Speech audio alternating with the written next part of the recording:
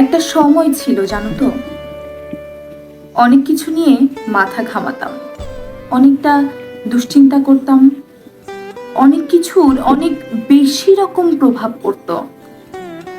আবেগের ঘেরাটোপে বন্দি হয়ে ছটফট করতাম, কিন্তু কিছুতেই সেই জায়গা থেকে বের হতে পারতাম না।